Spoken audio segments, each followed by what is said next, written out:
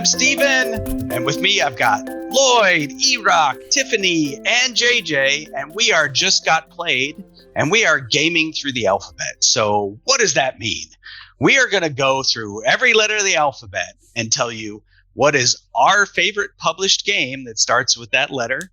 And we're also going to tell you what is the highest rated game on BoardGameGeek that starts with that letter. So this is a spin-off of a series that Erock and I did together, Gaming Through Time. The rest of these people were jealous that they liked that so much they wanted to join us for this one. But anyway, if you want to see Gaming Through Time, there's a link down below in the description. Go ahead and check out episode 1 of that, 1 of 10. Just watch them, binge it all. Absolutely. That's what I did. All right. So we are going to start with the letter A. And so, Erock, why don't you tell me what is your favorite published game that begins with the letter A? My favorite game that begins with the letter A is Arkham Horror, the card game. I absolutely love this game. It's, first of all, you have all right, so just straight up, I'm not really a Cthulhu guy. I could care less, really.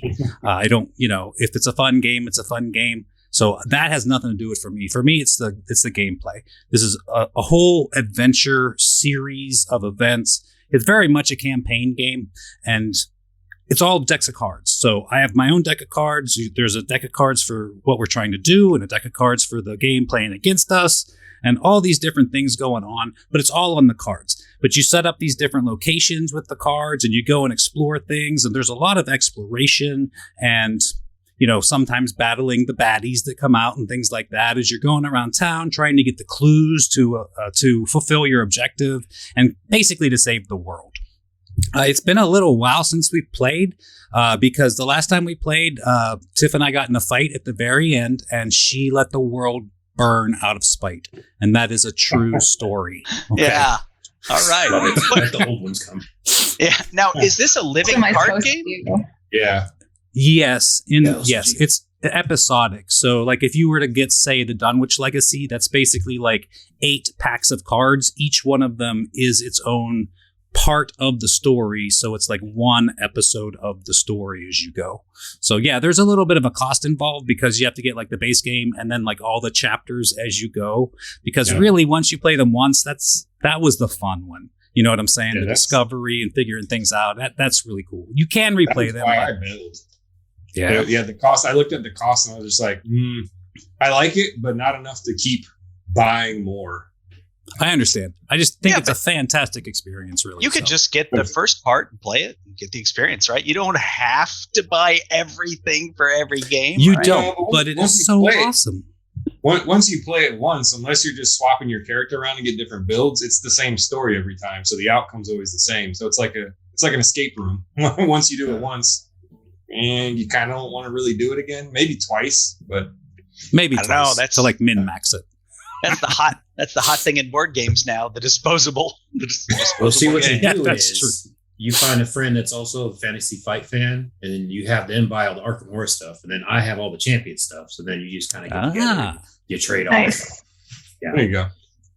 That sounds way too logical. Can't buy everything. Want to buy everything. know. Can't afford it. Yeah, I don't have room to store everything. I think it's my biggest problem. So, all right, Tiffany, what have you got for us for the letter A? So for my letter A, I went with Altiplano. It's a super fun. It's always different because you place the worlds or the worker placement things in a different order, I think, each time that you set it up or whatever. But it's a worker placement game. And I think it's a bit of a bag builder, right? You're building your resources in your bag and you're drawing them from your bag. It's been a bit since I've played it, but the couple of times that I've gotten to play, it was a lot of fun, and I got to play with custom bits. And as we know, I am a fangirl for some really nice components. So it's stuck in my brain. And so when I had to pick an A, I went with Altiplano. What was this a follow-up to something like Orleans? Or? It was kind of like a response to Orleans. It's not at the same company or any of that, but it was kind of like almost an evolution. I think the main difference between the two of them is in Orleans, every turn you put everything back in the bag, which makes it all, able to be drawn again. And in Altiplano, it's more like a deck builder. Like when you pull out of the bag, you use that stuff and you set it off to the side until you used everything in the bag. And then it goes back in. So Tiffany, how long does it take to play? I'd say an hour and a half. Hey, to maybe 2 you'll have to hours, show yeah. me. 2 hours. Maybe you'll have to show me this at Dice Tower East or something, because I really like, Orleans, and I think I've heard that some people prefer Altiplano, and the theme of Altiplano is definitely unique to me, right? Like llamas and stuff, right? So, Yeah. I'd be willing to give it a shot. Awesome. I'll play it anytime. All right, cool. All right, so JJ, what have you got for us for the letter A? It's my turn. Okay, I picked Anachrony. Yeah. Good I choice. got some letters. Yes. So Anachrony is a worker placement game where you have, I forgot what the people are called, but there's like an engineer. There's there's different roles that you have, but then you have robots, and you're going in your little mech type robots, and you're going around in the timeline trying to fix the timeline before the anachronism happens. So you're going around collecting resources. And what's great about this is when you don't have a resource that you need, you can go into the past, I believe, or the present, and get the resource that you need. And then you borrow from the future. Right. You borrow from the future. You borrow from the future. And then later on, you have to go back in the past to return that resource. Otherwise, you get penalized or whatever. So it's a great game because it has a time travel element in there. Love time travel, and it's a worker placement. That's like my favorite mechanism. So having to do that, and then also tchotchkes. Love tchotchkes. So what's bad about this is I can't play the non-Kickstarter version because I need the upgraded robots. I can't do it with little discs that. I understand that. I can't do it. So it's bad because a lot of my friends do the Kickstarter version and then have another friend buy the regular version. I'm like, I can't play this. I love this game, but I can't play this. I need the robots. I can tell you, I was super interested in this game, right? The idea that, hey, you can just borrow whatever you want from future you, and then future you has to pay it back. Otherwise, well, you create an anachronism or whatever. And I was like, oh man, that sounds super cool. I mean, it's really just taking out a loan or something, right? But just thematically, it seemed like it was going to be super cool. But then I played the game, and the sort of penalty for not paying back was so high. Yes. Nobody used the feature, right? No, and you just pay it back. That's wow. Just make sure you pay it back. I don't mean nobody. I mean, it was very rarely used. So in the games I played of this, it's not very used. And I'm like, this is the hook of the game. Everybody should be doing it every turn. This is what's cool. And it's just like this thing that rarely happens. And it's not even that special when it happens. And I felt very disappointed. Oh. Yeah, it's kind of rough when people play it safe, but a lot of the games where you play it safe like that, you don't, you kind of drag it out, and it's not as fun thematically. So a lot of times when I would do it is when somebody would take my space. Like it seemed like every turn somebody was like everybody else was doing the same thing I wanted to do. So it's like, all right, so I'll go in the past. But the person actually taught me every time we play, he does go pay it to the future or whatever every single turn. So that was pretty interesting to watch that. Nice. He still ended up winning. So nice. Yeah. It's a great theme. Cool. All right. Lloyd, what worker placement game do you have for us for the letter A? I don't know. It's pretty popular right now. Worker placement. No, that's my letter C. I'm just gonna go with Arkham Horror, not the card game. I would say 3rd edition, but I haven't played it enough, so we're just gonna stick with 2nd edition. And I don't know if you've played Arkham Horror, but essentially it's a game where bad things happen to you over and over and over again. And there's a game in there, but it's less a game and more of an experience. I think it's more game than like the Arabian Nights game. That's just a game where stuff happens to you. There is like an end goal to this game, but it does take just about as long. So you're stuck in Arkham, and you play, one of the different roles, the investigator, the trash can Pete, whatever. And you are trying to stop an old one from coming out, whether it's Cthulhu or Nyarlathotep, whatever. However you pronounce all their names. I'm sorry, what? There's like dozens of yeah, exactly. Trying to stop it. And most of the game is just you going from like point to point in the town, and trying to avoid monsters because fighting is terrible for most characters. So you're trying to avoid the monsters, and you get to the space and you can do something, and you then do like an event. Every spacer you end on is an event unless you end in the streets. And the events are usually terrible, and it's something bad, and you have to make some type of check against one of your stats like lore or luck or magic. And so you roll dice to check against it. And you do that for about 3 to 7 hours, depending on how bad you're doing. Yeah, that's the truth. Yeah. And then you get to the end, maybe, and you either stop the old one from coming out or you have like a showdown. And usually when you have a showdown, it's pretty much game over. You're going to die within a couple turns. But it's just kind of a fun experiential game. You just kind of go around and laugh at the bad things that happen. If you die, you just get another character and come back in and keep going. So, yeah. Just Have like you life. played? Loot the body and keep going. Yeah. Have you played Eldritch Horror? I have not played that one. I've heard that's the better version because it's slimmed Shorter? down, streamlined. Yeah. Yes.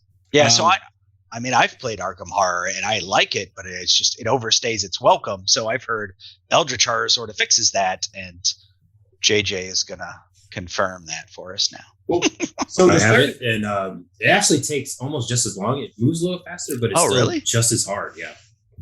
Oh, wow. I thought it was like a 2.5 hour game, but it's That's still- why I didn't bother. I heard that it was supposed to be a slimmed down version, but then ended up being basically the same thing.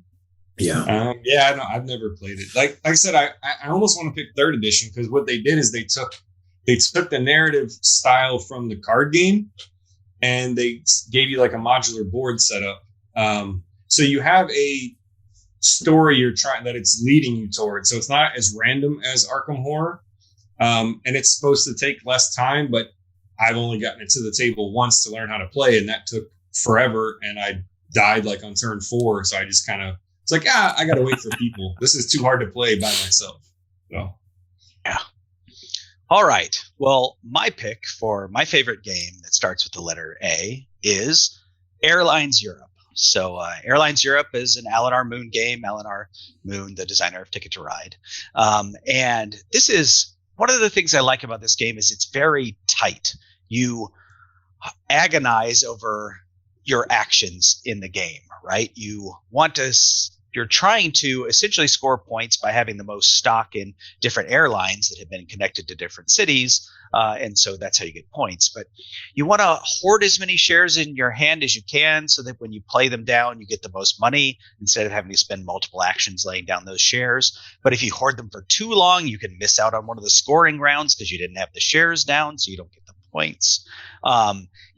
You want to keep shares in your hand also because you don't want other people to know that you can just basically take control of an airline and get the most points because you need other people working with you to build up these airlines and connect things. So, there's some sort of what are these people doing, trying to anticipate what other people are doing. You're trying to, connect these routes. You're trying to get stock in airlines. And, it's just one of those games where it's like, I want to make sure I don't waste any time, any of my actions, because I feel like I'll lose the game if I do that. And some games can be sort of annoying in that way, but I like how it's done in this game. So yeah, Airlines Europe is my favorite game that starts with the letter A. So what does that leave us? That leaves us with BoardGameGeek's number 1 game in the top 10 that starts with the letter A. Erock, why don't you tell us about a game I know you love, Ark Nova? I do. This is my current jam right now. This is the game that I think about, would absolutely play at any point in time. If you've watched any of our recent videos, I've talked about it in pretty much every one of them. It's been my top play of the month 2 months in a row. It was in another video we did recently. Basically, the Cliff's Notes version is you're building a zoo, but it's so much more complicated and in-depth than that. There's a ton of cards in this game. They're all unique. It's all kinds of different animals and sponsors and then conservation goals. And then you use these 5 cards in front of you. Those are your actions. And they sit kind of in a river, and they go from 1 through 5.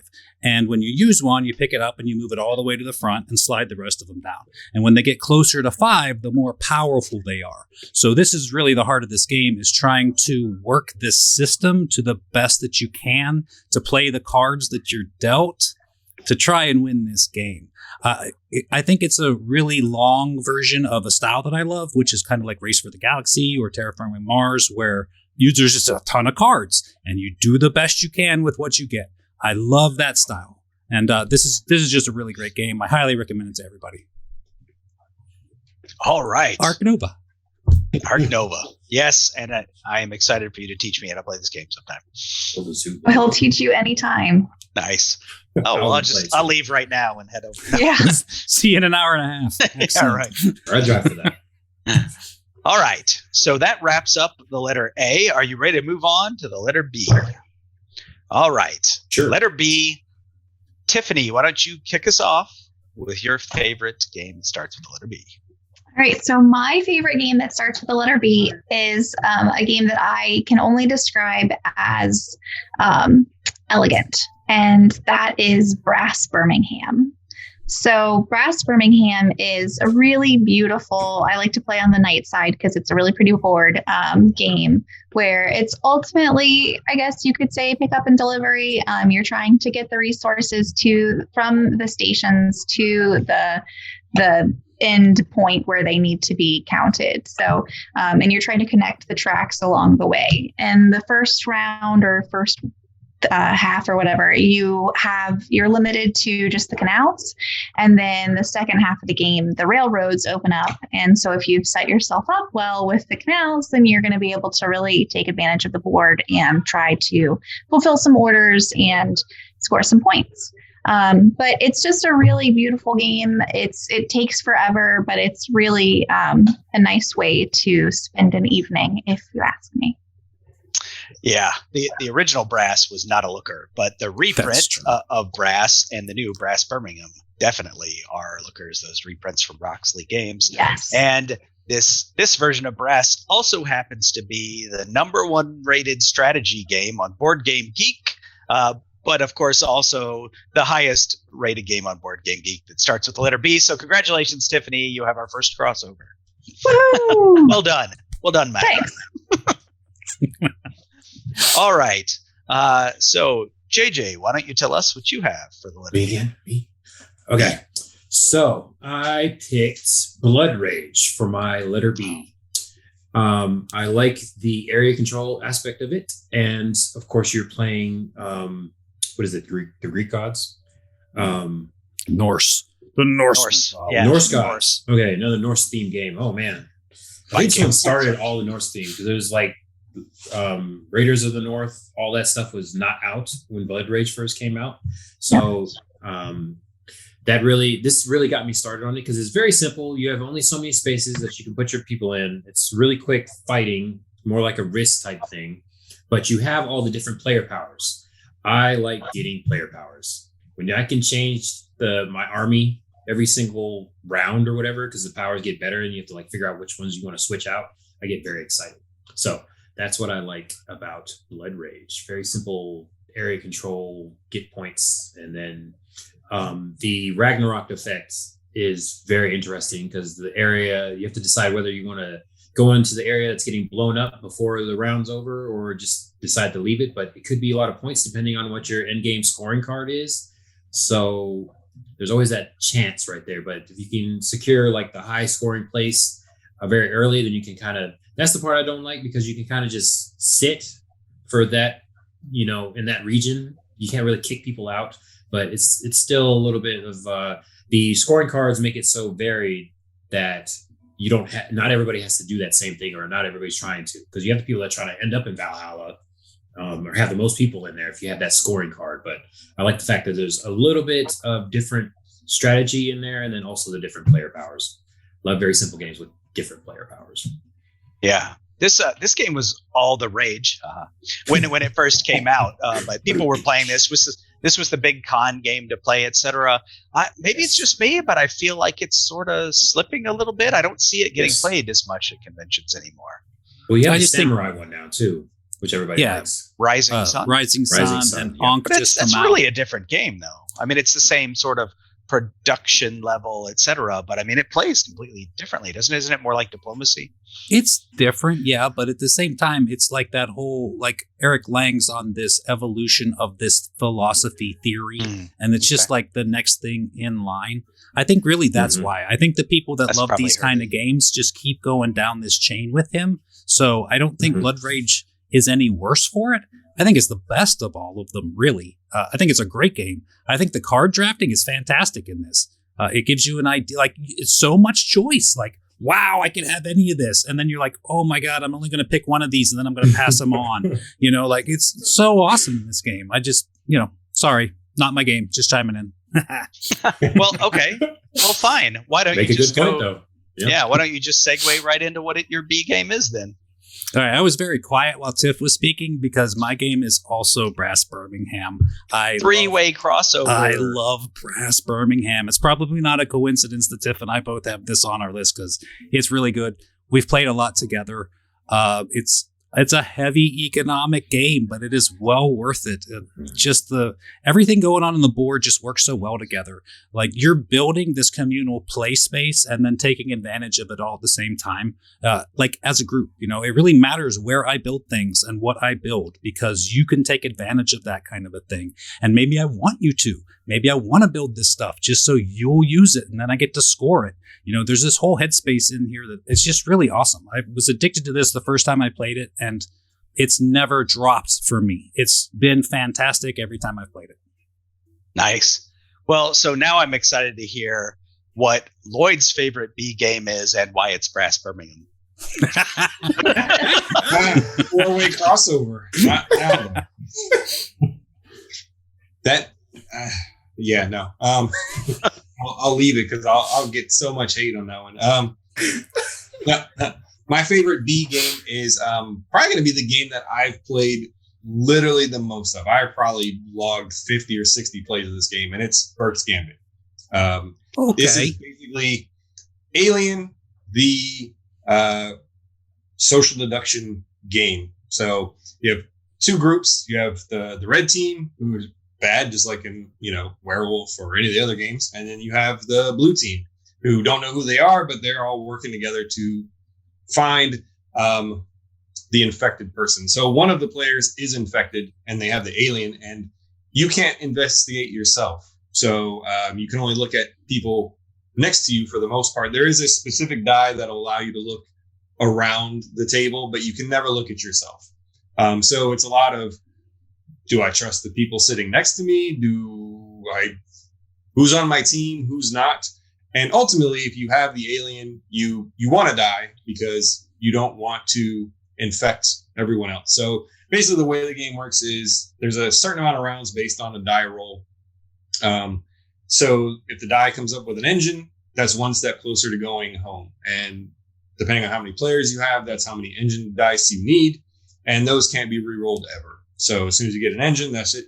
You just one step closer to home. So you're against the clock. And some games last literally 3 rounds or 4 rounds, depending on how many people are playing, if everyone rolls bad. So when I say I have like 50 or 60 plays, some of them have been where I haven't even gotten a turn because we ended up going home before I actually got a turn. So 6 players, you only need like 5 dice, 5 engines. So it is possible. And with traders amongst you, certain people can, take advantage and get an extra die to get what they want. But it's just a lot of yelling and screaming. And I like it better than like the Resistance because the information is so limited in that game versus, what you have here. There's just a lot of pointing in that game. Whereas this one, there is a bit of strategy with, sometimes you have to throw your partner under the bus if you're the red team. If they suspect them, you just got to double down and like, yep, get him out of here. So Sometimes you have to throw yourself under the bus because you think you're the infected. Yeah. So it's just a lot of fun. And I've taught it to dozens of different people from all ages and walks of life. Most recently, my nieces and nephew, they basically were like, when I was explaining it, they go, "Oh, it's Among Us, the card game." And I was like, "Yes, basically." So they right. immediately. So that's always the go-to game. I always have to bring it. If I don't bring it to family gatherings, they won't let me in the house. I have to bring it because they want to play it. So Yeah, I think the knock that I hear most about this game is that, it is broken, right? Like every 1 out of 30 plays or whatever is just going to be broken. Nothing interesting is going to happen. The game's over. People lose. And, it's unfortunate if that's maybe like your first play of the game. You decide not to play it again. But it's so fast that I don't mind it, right? Like, okay, that happened. Now just play it again, right? Because there is a lot of fun here. It's unfortunate when people miss the fun and then don't go back to find it because it's there. You just got to give it a couple of shots. Yeah. All right. So I found it interesting. We've got heavy games listed here with Brass, kind of medium weight with Blood Rage. We're going on the lighter spectrum with Burke's Gambit, and I'm going to go down to the lighter spectrum here as well. Is it bingo? No. From Uwe Rosenberg, who does Agricola and Caverna and heavier games, but I'm picking Bohnanza, Okay. a bean trading game. So Bohnanza is one of those games that I got into fairly early when I sort of reintroduced myself to the hobby, right? And I like trading games. I like making deals with people. I like card games, and this card game has a novel mechanism where you don't get to reorder the cards in your hand. The new ones go in the back. The ones that you have to play are in the front, and you can't shuffle those around.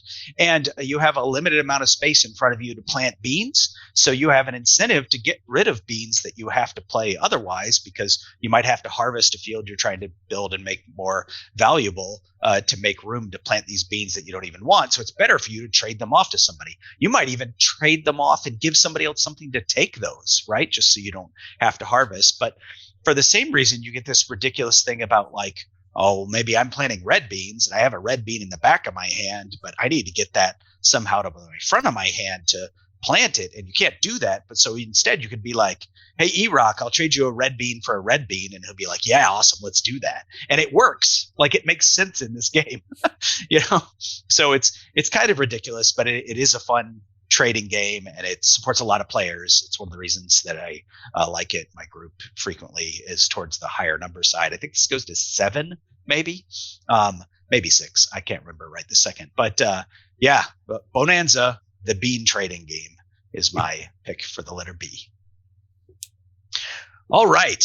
Are we ready to move on to the letter C? C. Oh, jeez. Oh, wow. I set it up and you knock it out. All right. Okay. You knocked it out. Yeah. All right. Well, so for the letter C, let's start with Lloyd. Lloyd, what do you got? For the letter C, I'm looking at my sheet. I have Champions of Midgard. There's your worker placement from me. Yeah. There you go. And Vikings. Another Norse Viking themed game. So Champions of Midgard is what I like to describe as Euro trash, in that it takes a lot of the Euro elements of worker placement and that point track around the outside of the board, and then it mixes up all the randomness of dice rolls and just how crazy that goes when you really want to fight that sea monster and you lose all your people in the stupid typhoon before you even get there, and then you're just like, what am I doing? So in this game, you are a clan and you have your own little power set, some asymmetric powers, and you are basically collecting. It's got a lot of set collection. So there's like different spaces on the board you can go to get different types of dice that have different things on them, like axes or spears or shields or swords, and those work against different monsters. Certain monsters can, you can't block. Other monsters, axes do nothing. And then there's some hidden end game scoring bonuses that you can work towards. There's set collection with the different like ogres or trolls. I forget what they are. And it has a weird, very mean mechanism in that you can give troll, what is it called? The negative points, and you can just like give it to other people. Like troll markers or something. Oh. Shame? Is it shame? Yeah. It's something like that. But it's so punishing that it just gets exponentially worse for whoever keeps getting it, to the point where they're pretty much out of the game. And that's why I said it's got like this weird, like I said, Euro trash. It's got these elements that are really take that, which are odd in a kind of a Euro game, and then it has all this random output of rolling dice to decide what you're going to do. You can try to fight that troll, but you may not win. Like, you just lose all your dice because that's just the way it works out. So all this strategic planning gone by bad dice rolls. So, yeah, but the bad dice rolls, that's why you need the Valhalla expansion. Right, exactly. You do, yes. I have not played with any of the expansions. I've only played with the base game. But even with those aside, this is my top C game, and it is probably my favorite worker placement game. You really have to play with the expansions. The Yeah. expansions really elevate this game. Well- It was one of my favorite games before the expansions, and then the expansions was like, it really elevates the experience. Valhalla definitely does. I only got Dark Mountain because it adds an extra player. In fact, I don't even remember what elements come with Dark Mountain other than an extra player. But yeah, the expansions are good, but I would say Valhalla is the better one. Yeah, I know we got them all Okay. put together. I don't even know which is which. We just play with all of it together. It's all If- awesome. If you were going to make a Champions of Midgard Essential Edition, it would have Valhalla in there. Yeah. Yeah. I just got really excited. I didn't know there was those expansions with that. Oh, you got to play with the expansions. Valhalla is fantastic. When your units die, you get little chits for them, and then you can turn them back into dice or turn them in for other things. Oh, So it just like completes the economy cycle. It's really awesome. oh, man. All right. All right. Well, since you're geeking out over Champions of Midgard, but I'm just going to assume it's not your little letter C, Erock. So No, but it was really hard. I got 5 fantastic games down for C. This is the toughest one so far for sure.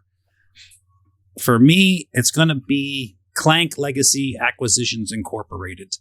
This is another one of those things. If you've seen any of the stuff that I'm in, I talk a lot about Clank Legacy Acquisitions Incorporated. It's an evolution of the Clank system, which is an evolution of the deck building system, except now it's got a board involved. So the things that you get in your hand and the cards that you play move you around the board and accomplish other things on the board as you're going on. Clank Legacy is absolutely fantastic. I've said this before and I'll say it again. It is the most legacy game I've ever played, in the sense that you are constantly reading stuff, putting stickers out, adding cards. It's constant in this game. If that's what you like about Legacy, you will love this game. It's constantly evolving. Everything, the stickers, the cards, everything's going on. The story keeps moving on. Like this game's fantastic. I absolutely love it. all right. I have not played it. I haven't played any of the Clank games, but I'm up for that. Maybe not the Legacy. I'd like to try just regular Clank or Clank in Space first. Start with just start with a Clank. Yeah, exactly. All right. Well, Tiffany, what have you got for us for the letter C? So for my C game, I picked Clans of Caledonia. I love this game. It is you're trying to complete orders, you're trying to get resources, build an engine, and get resources to fulfill contracts. And you're trying to do that as efficiently as possible. And you're trying to do that before the other people playing are able to do theirs, because there's when you complete a contract, you want to be the next person to buy the next one, because you want the pick of all the contracts. You want to be the next person to buy one. So you're kind of always a little bit of a race, but it's just a really fun resource management game that ranks pretty highly. It's one of my few that it's another one of the games that if anybody says, do you want to play Clans of Caledonia? I'll be like, yes. What way do you want to play? I'll play it on the table. I'll play it online. I'll play whatever. And is that Scottish Caledonia? I believe so, yeah, because Your some of the guess clans, is there's like the mine. beer clan, the milk clan. I'm trying to tie this back into Scotland, but yeah, I think you're right. Scotland. There's a whiskey one, isn't there? Yeah, there's whiskey. There it is. Oh, whiskey. That's got to be Scottish then. Yeah. Okay. I mean that or Kentucky, but I'm pretty sure it's Scotland. All right, cool. All right, so I'm wondering if we're going to have another crossover here. JJ, what is your top C game? Me. Okay. Yes. Well, maybe. I don't know. I don't know if you guys heard this game. It's a very little known game. It's called Clank. Yay! So Yay! I count that as a crossover. yeah. So Yeah. you said the Legacy. You're the second person I've heard Erock say that the Legacy is better than the regular version. So I'm very excited to play that. Have not played the Legacy yet. Steven, I will play all the different versions with you since you have not played them. So the only one I don't like is the Mummy one, but yeah, all the different versions of the Clank. So Clank, they basically took Ascension. I don't know if anybody's played Ascension, and then they just added a board.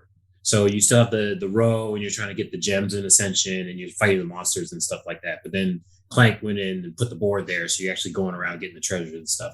So the very first time I played it, I ran down, got the biggest treasure, and then got a backpack and got the second treasure, and then I just loved it since then.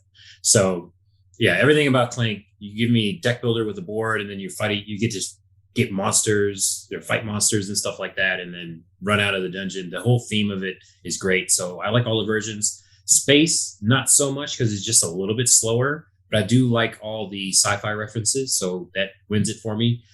So the base game is better, Space is okay, and I'm excited for Legacy because I want to play all that. So yeah, Clank. Yes, Nice. play the Legacy. Yes, it's awesome. Is it replayable? It is in the sense like just like Pandemic Legacy, like now you have a board that you can play, but it's not like I mean, like you could play it again, and it wouldn't be like you'd be a lot better at it, or everything would be spoiled because you had played through it. You once. mean like if you bought a brand new copy? Mm-hmm. No, I the Discovery's awesome, but it would probably just be almost as fun the second time through. Okay. At this point, I don't think I remember all of that stuff because, like I said, you are constantly stickering and cards and all kinds of stuff. So I don't remember half that by now. I'm sure Babe remembers less than that. Yeah. Nice. All right. Well, so for my C game, it's a game that on any given day, you ask me my number one game, I might answer with this game. I played a lot of board games when I was a kid, and then in college, I got more into video games, and then after college as well, I was working in the video game industry, and so there was just sort of this gap where I had stopped playing board games, and then one year, my brother gave me Carcassonne as a gift, and I was like, oh, this is fun. And I started having a game night. We got other games, like Catan and Race for the Galaxy and other stuff that was out in Puerto Rico. Carcassonne was sort of like my reintroduction to the hobby that got me into these imported German games, right? But besides the nostalgia factor, I think a lot of people look at this game and like, oh, it's simple and it's light, but I think it's great. It is very cutthroat. It is a lot more cutthroat than people give credit for. If you're starting to make a long road, particularly if you have like the expansions that give you the extra points for having the longest road, right, in the game, or people will start trying to get in on that with you. If you are building a big city, people try to get in on that with you. If you're playing with farms, which is now a variant and not in the base rules, but if you're playing with those farmers, people are trying to just fighting over the big fields, and it is very cutthroat. There's a lot of different expansions and stuff you could do. I like just having lots of extra tiles. And I know some people also play with variants where like they have a hand of tiles, but that misses the point of this game to me, right? Part of the point of this game is, well, this is what I drew. What do I do with it? And I don't know. I just enjoy playing the game. You can play it friendly. You can play it cutthroat. It's super simple to teach, but everybody always seems to have fun playing it. So yeah, that's my number one C game, Carcassonne.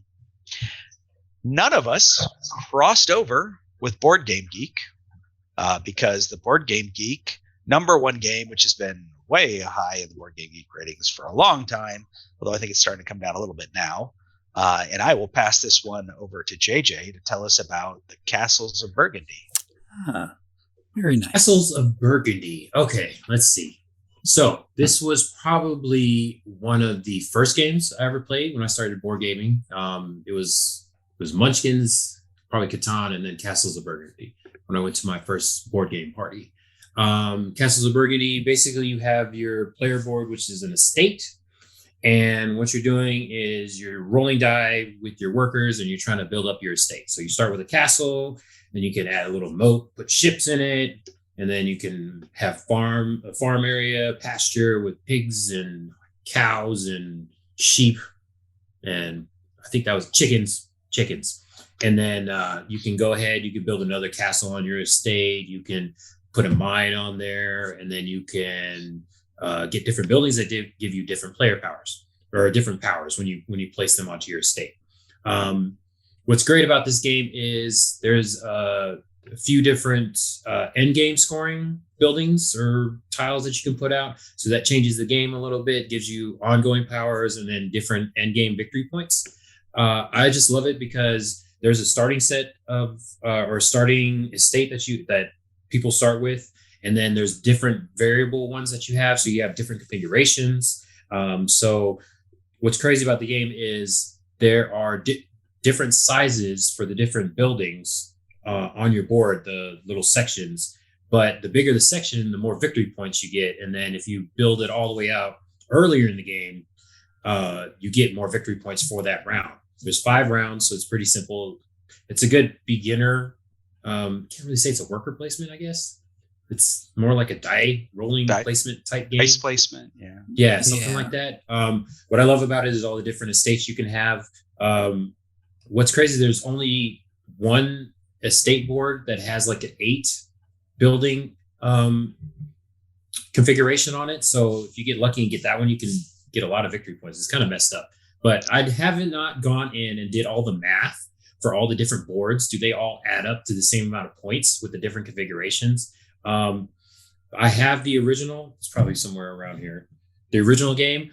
And I did not know there was expansions for a long time because they were hard to get because they had a very short print of them. But then you went on BGG and looked up the different prices and they just were astronomical. So when I found out that there was expansions, I got really excited. And then they recently came out with like the 2nd edition that had all the expansions in there. So I've not played that one, but yeah, I have a friend that went in and got it for his birthday. So we have to go through because he had never played it before. This was just like a month ago or whatever.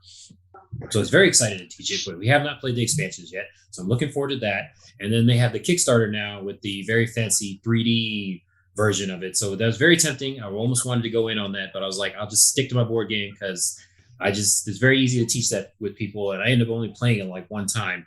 And I haven't played too many of the other boards because you don't really get to get it on the table because there's so many games out there. But yeah, I love Castle of Burgundy, one of the very first games. And I bought it after I played it and just bring it out every now with a new person. Every time somebody wants to learn a new board game, that's one of the easy ones. Everybody ends up loving it. So very good game. I love it. I hear you. All right. Well, now you know my ABCs. Won't you come and play with me? That wraps up A, B, and C on our journey through the alphabet. If you look in the comments below on this video, you can see that there's a link to our Discord server. So come on over there and chat with us about your favorite games, or you can leave comments on YouTube. That's fine. Give us a like while you're at it. And as I add more videos to this series to YouTube, I'll edit the comments below. And I'll link those videos as well, so you can go through the whole alphabet with us eventually. But until next time, I'm Steven. That's Lloyd. That's JJ. That's Tiffany. That's Erock. And we're from Just Got Played, and we are gaming through the alphabet. Indeed. Cool. Thanks, everybody. Thanks for coming. Oh, I forgot Chutes and Ladders. Can I change my last scene? Come on, kids. Let's sing the alphabet. A, B, C, D, E, F, G, H, I, J, K, L, M, N, O, P, Q, R, S, T, U, V, W, X, Y, Z. Now I will never forget how to say the alphabet. That was fun.